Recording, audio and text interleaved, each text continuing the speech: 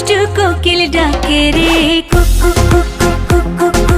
ঈদে মুক্তি পেয়েই ঝড় তুলেছিল শাকিব খানের তুফান, আর সেই ঝড়ের চোখ ছিল দুষ্টু কোকিল গানটি।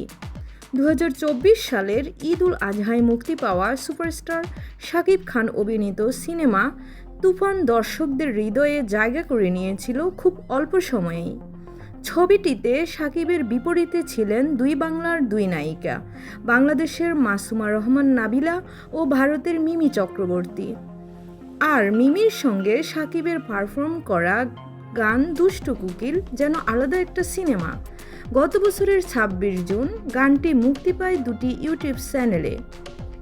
মাত্র এক বছরে এই গানটির ভিউ 50 কোটি ছাড়িয়েছে, যা বাংলাদেশি সিনেমার গানের ইতিহাসে এক অভূতপূর্ব রেকর্ড। গানটিতে কণ্ঠ দিয়েছেন বাংলাদেশের কণা এবং ভারতের আকাশ সেন। গানটির কথা, সুর ও সঙ্গীতায়োজন করেছেন আকাশ সেন নিজেই। লোকেশন ছিল কলকাতার একটি ঝাঁ চকচকে পানশালা।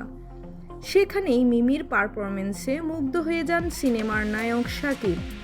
এত জনপ্রিয়তার সঙ্গে সঙ্গে এসেছে মোটা অঙ্কের আয়ও। ইউটিউব থেকে এ পর্যন্ত গানটি আয় করেছে প্রায় 1,75,00,000 টাকা।